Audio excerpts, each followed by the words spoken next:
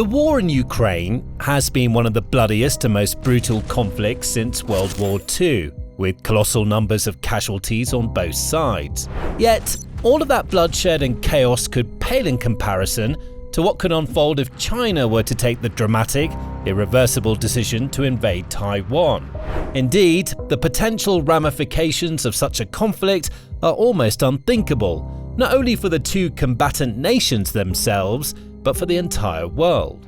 And it wouldn't take long for the rest of the world to feel the impacts of this war, because China versus Taiwan will likely play out very differently to Russia versus Ukraine because of one simple but incredibly important factor: geography. Despite the more than 5,000 miles that separate them, there are some similarities between Taiwan and Ukraine. Both are democracies boasting strong national identities and their own unique cultures and traditions. Both are under the threat of a far larger authoritarian neighbours who believe they have the right or even the duty to seize their lands.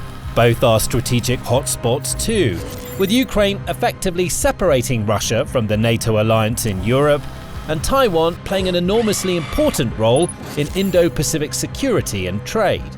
Both of these countries also, despite their best efforts, have far smaller and weaker militaries than their enemies, and have to rely on the support of allies across the globe to survive. But perhaps the biggest difference between the two is their geography.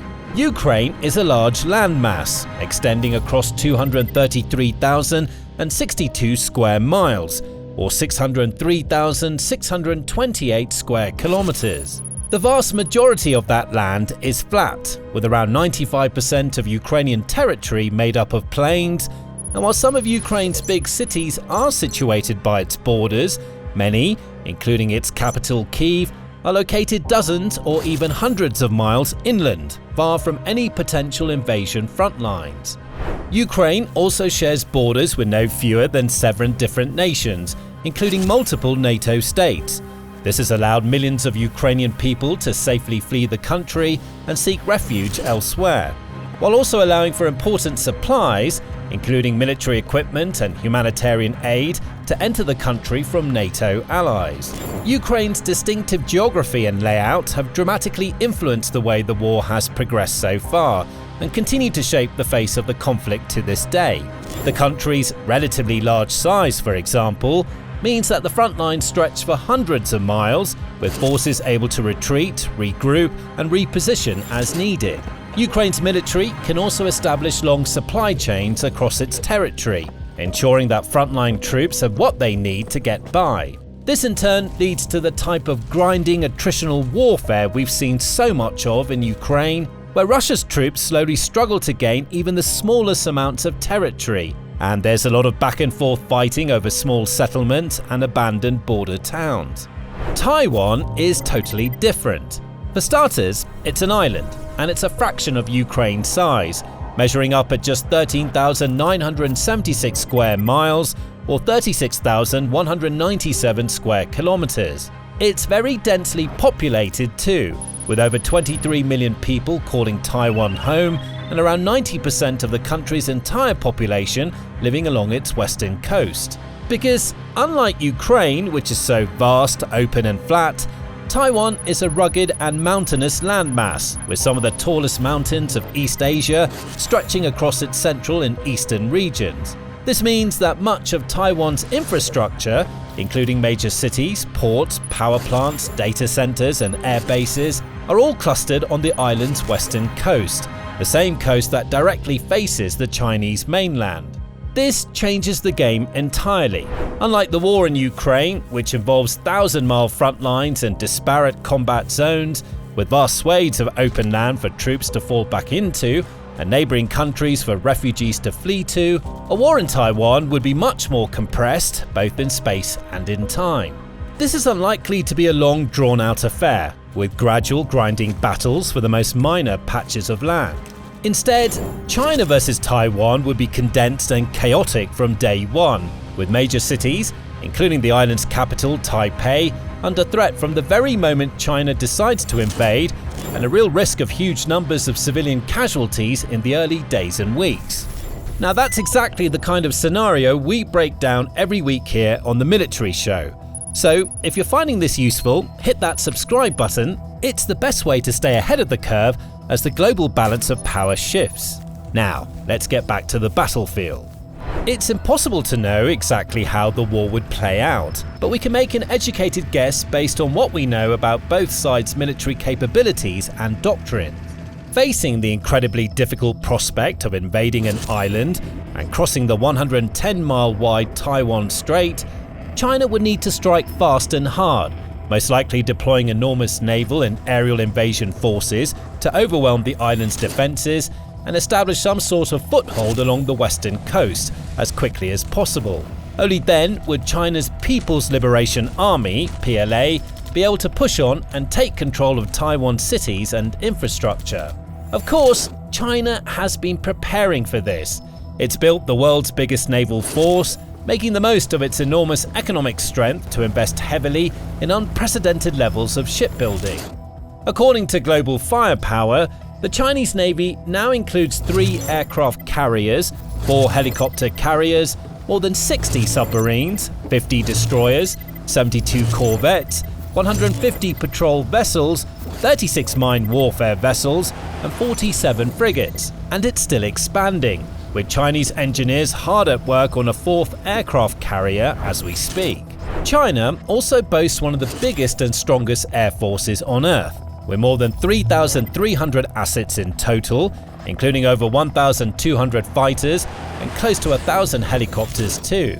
It also has some of the world's most powerful missiles, capable of striking anywhere in Taipei and dealing devastating damage. What's more, China has invested a lot of time, money and resources into strengthening its cyber warfare strategies and conducting military exercises, exploring every eventuality and plotting out the most effective ways to attack the island of Taiwan. It's even been seen working on brand new specialized landing barges that could aid in transporting troops and other equipment across the rough waters of the Taiwan Strait, as well as testing deep-sea cable cutters which could theoretically sever the island's communications with the outside world. In short, while we don't know exactly what China's plan is, its military has been working tirelessly to perfect that plan, and any attack on Taiwan would most likely be both swift and brutal, involving a mixture of targeted missile strikes, cyber attacks, naval blockades, airspace disruption, and additional operations aimed at getting troops, artillery, and other assets over the strait and into Taiwan's major ports and coastal cities with minimal losses and delay. This would not be a war of stages or gradual escalation. China will most likely throw everything it has at Taiwan in a very short period of time, which would invariably lead to huge casualties. Because, unlike in Ukraine, Taiwanese civilians would not find it easy to flee. Many would choose to stay in the homes they've known all their lives, and even those that choose to evacuate wouldn't have many options available, especially if China cut communications, controlled the skies, and set some sort of naval blockade around the island, effectively eliminating any way for people to leave. But Taiwan and its people would not simply roll over and wave the white flag when Chinese ships start heading their way. Just like China, they too have been preparing for this eventuality for many years, fine-tuning their strategies, investing in defences, and taking all available measures to prepare for war. Taiwan has also kept a close eye on events in Ukraine since the war there began back in 2022. Indeed, within a month of the conflict breaking out, the number of Google searches from within Taiwan related to the Russia-Ukraine war far surpassed those related to other important issues of the time, like COVID-19 vaccines and rapid tests, which were in short supply back then. Viewership also rose for TV programs and news reports related to the war, as the Taiwanese population sought to learn as much as possible about the kind of conflict that could someday break out in their own homeland. This led to some big shifts in public attitudes and government policies, with the government increasing their defense budget by 18% between 2022 and 2024, and establishing drone units within the army from 2025. Taiwan has also set up new training programs for army recruits related to drone warfare, anti-tank rockets, and shoulder-fired Stinger missiles. And polls show that more people than before are willing and eager to participate in emergency response and disaster relief training or to join civil defense organizations. Taiwan's military leaders have also undoubtedly learned a lot from observing events in Ukraine and have been making their own plans to defend their territory from a Chinese invasion for many years now. They've evaluated the ways in which such an attack might unfold, kept tabs on Chinese military innovations and developments, identified the locations that the PLA would try to take control of first, and built an entire defense doctrine based around delaying and disrupting any attempted invasion as severely as possible. In the same way that Ukraine has always known it cannot defeat Russia in a one-on-one conflict, Taiwan knows it does not have the necessary military muscle to outmatch China. But that doesn't mean it can't deal heavy damage and slow China's progress long enough for allies to arrive on the scene and lend their aid. As such, Taiwan's tactics for defense largely revolve around the so-called porcupine strategy, which relies on the use of a multitude of small mobile weapons rather than large expensive platforms, effectively transforming the island into a porcupine-like structure, with a vast array of defensive quills like missiles, loitering munitions, and anti-ship systems dotted all around, all aimed at inflicting heavy losses and making the invasion as costly as possible for Beijing. Taiwan boasts state-of-the-art surveillance systems too, like advanced radars that are constantly monitoring the seas and skies around the island, ready to spot any incoming missiles and provide early warning. The Taiwanese military has also established strong cyber and information defenses, including redundant communication systems and counter-disinformation strategies to counteract China's destructive digital warfare. Through these investments and innovations, Taiwan has sought to deter China from invading. It's done everything it can to present itself as being almost impossible to attack, without the invading force suffering major losses. However, at some point, China may simply decide that the ends justify the means, and Beijing may be ready to accept those losses as long as it gets what it wants: the fulfillment of President Xi Jinping's long-running quest to reunify China and Taiwan at last. So, if an invasion began, there's no doubt that Taiwan would have strong systems in place to defend itself, but they may begin to buckle beneath the sheer weight of the invading force. The initial phase of the conflict would potentially be one of the bloodiest and most brutal the world has ever seen. The Taiwanese military would deploy whatever missiles, artillery and air defenses it has, concentrating its efforts in key port cities and coastal entry points, like ports, beaches, bridges and causeways, with one main objective in mind: buy time. It would be focused purely on delaying the invasion as long as possible, giving the rest of the world time to react, respond, and send help. China, meanwhile, would deploy its vast naval and aerial forces, simultaneously launching cyber attacks and missile strikes with the exact opposite objective of Taiwan in mind. While Taiwan would focus on delaying and prolonging the initial stage of the conflict, China would want it to be over and done with as soon as possible, because once it gains some sort of foothold on the coast and can start funneling troops into the big cities like Taipei, the war would, to a certain extent, already be won. Beijing would simply be able to continue transporting soldiers and other assets over the strait, building a bigger and increasingly unstoppable force on the island to obliterate any remaining defenses, and with no available exit route, Taiwanese people would be faced with a grim choice between death or submission. Now, there's no way to predict any war, especially one like this, with so many variables. But the end result of those opening stages would ultimately boil down to which side has prepared and planned most effectively, with China's relentless attack coming up against Taiwan's porcupine defense, and vast numbers of both soldiers and civilians undoubtedly losing their lives in the process. The opening stages of the Russia-Ukraine war were horrific, with widespread civilian casualties, reports of mass war crimes, and scenes of unimaginable destruction.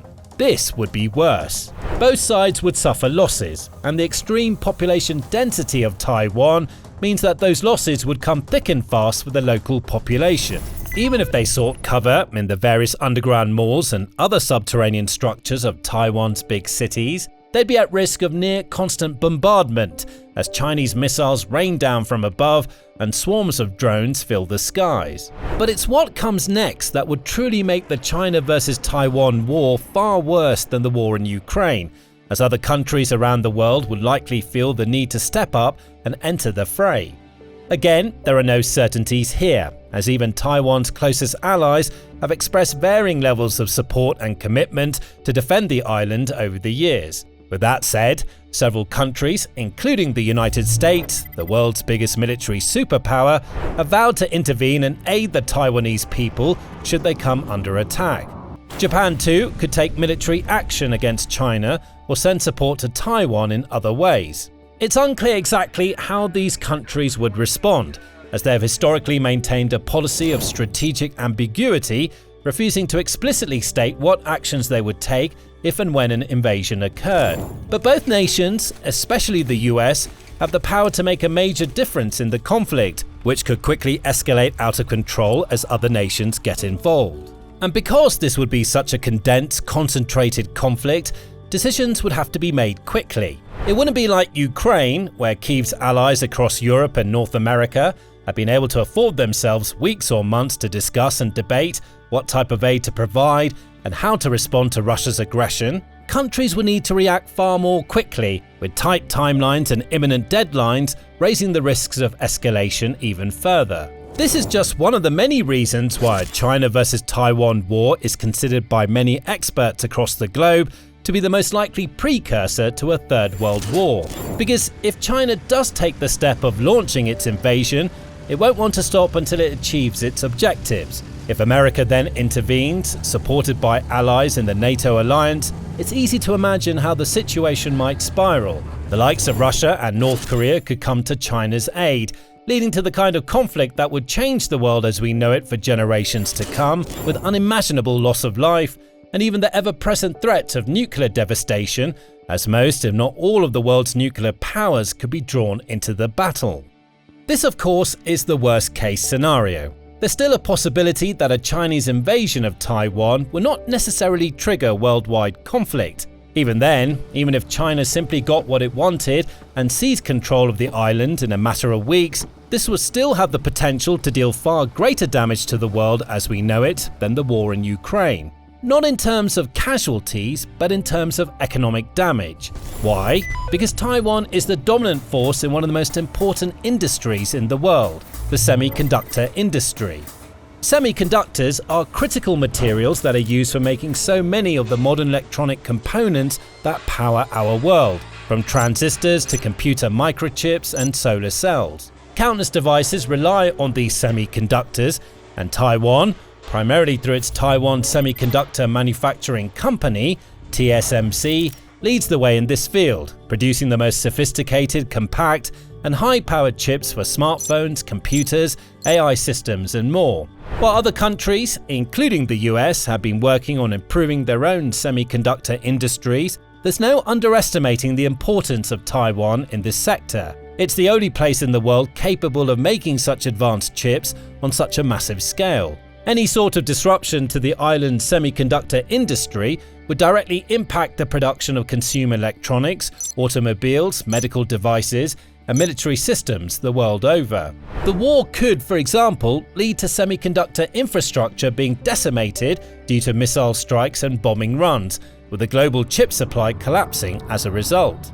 China could alternatively intentionally avoid targeting Taiwan's chip facilities, instead seizing control of them, gaining immense economic power and influence as a result.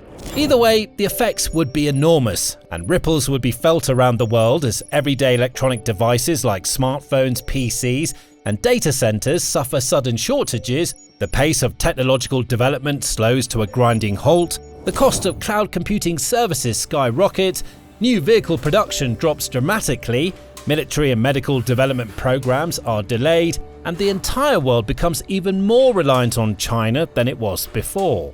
As stated, none of this is certain, and there's almost an endless amount of ways in which a China versus Taiwan war might play out. But in almost any one of those possible scenarios, the costs would be enormous, with many lives lost, valuable infrastructure destroyed, international alliances tested, and the future of the world as we know it irrevocably altered forevermore. Now, learn more about how Taiwan might be able to defend itself long enough from a Chinese assault to prevent Beijing from achieving its objectives in this video. Or check out this video to see how the US is already preparing a secret weapon that could crush China's invasion attempt before it even begins. And to make sure you stay informed and up to date on the latest military news from China, Taiwan, Russia, Ukraine, and beyond, subscribe to our channel today.